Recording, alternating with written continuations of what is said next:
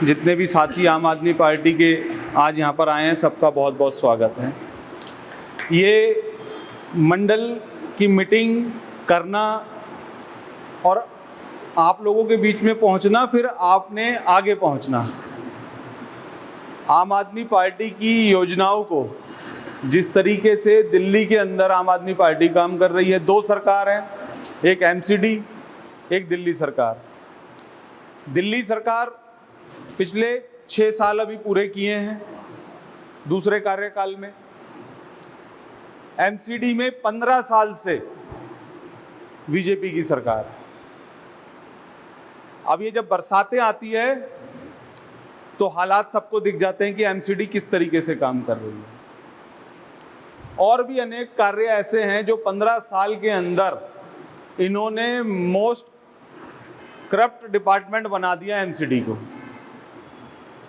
BJP ने पिछले चुनाव में, बीजेपी ने प्लस मोदी जी ने अपने कैंडिडेट बदले, लोगों को एक तरीके से आश्वासन देने के लिए कि वो जो पिछले वाले बेईमान थे अब हम तुम्हारे को ईमानदार देंगे, लेकिन वो उससे भी बड़े करप्ट आ गए। ऐसे ही देखते देखते 15 साल, अब फिर चुनाव आ गए। हमारे पास 6-7 महीने का टाइम है।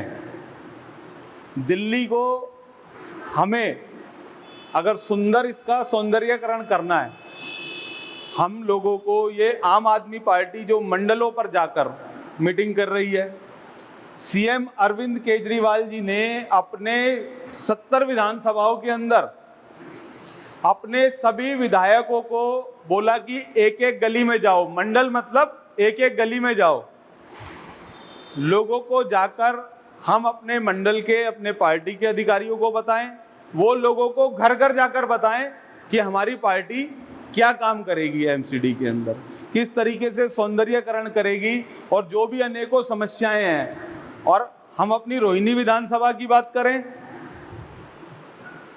जब से रोहिणी बसी है, ये सब जानते हैं, जब से रोहिणी बसी है, जब से बीजेपी का राज है, इसमें कोई दो राय नहीं है। आप लोग भी सब पुराने रह रहे हैं, हम भी यहाँ पुराने रह रहे हैं। 30 साल से बीजेपी का राज होने के बाद एक डेवलप कॉलोनी, एक साफ सुथरी कॉलोनी, नई कॉलोनी इनको दी गई। डेवलप कॉलोनी, नई कॉलोनी इनके हाथ में दी गई। सरकार दिल्ली के अंदर पहले कांग्रेस की रही, बीच में एक बार कुछ टाइम के लिए बीजेपी की भी आई, लेकिन लगातार 30 साल तक रोहिणी बीजेपी के पास है। लेकिन रोहिणी आगे बढ़नी चाहिए थी, रोहिणी और पीछे हुई है। रोहिणी का डेवलपमेंट नहीं हुआ, अनऑथराइज कार्य बहुत हुए, और अनऑथराइज कार्यों के अलावा जो जेन्युइन काम है उससे भी करोड़ों रुपए रिश्वत ली गई एमसीडी के अंदर। तो हमारा आपके बीच में मंडलों पर पहुंचना, आप तक ये मैसेज पहुंचाना, आपने आगे मैसेज पहुंचाना कि आने वाले चुनाव में अरविंद केजरीवाल जी का हाथ मजबूत करें, ताकि हम अपनी रोहिणी को और अपनी दिल्ली को साफ सुथरा और सुंदर बना सकें। इसके अलावा कुछ बातें ऐसी होती है जो बहुत स्पष्ट समझ में आ जाती है, जिसके बारे में हमें ज़्यादा नहीं बताना पड़ता। काफ़ी बुजुर्ग भी बैठे हैं, सब जानते हैं, दिल्ली में काफ़ी पुराने रह रहे हैं, सभी जानते हैं कि नवल्टी सिनेमा, आप में से किसको पता है कि दिल्ली में नवल्टी सिनेमा कहाँ पर है? पता है ना जी, सबको ही पता है।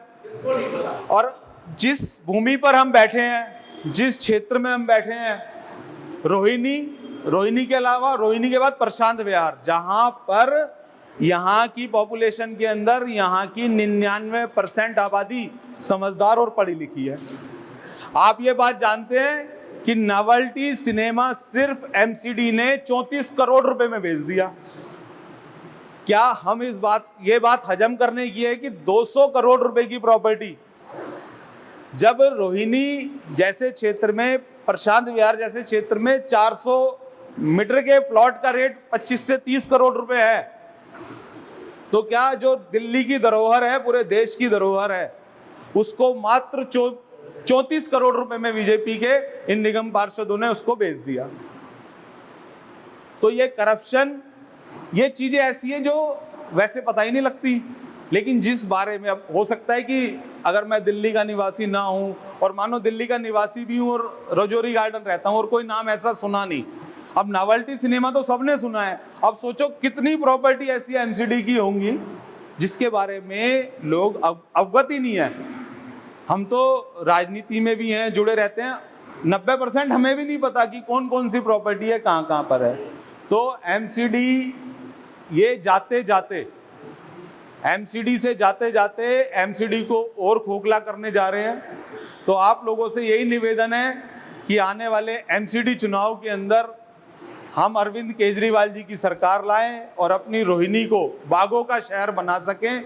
अरविंद केजरीवाल जी ने ये घोषणा की है कि आने वाले टाइम में अगर एमसीडी में हमारी सरकार हुई तो दिल्ली को बागों का शहर बनाएंगे, साफ सुथरा शहर बनाएंगे, और आप और हम सब मिलके, आरडब्ल्यूएस मिलके प्लानिंग करके इस पे काम करेंगे। आप सबने मुझे सुना, आप सभी बुजुर्गों का, दोस्तों का, साथियों का सबका बहुत बहुत धन्यवाद।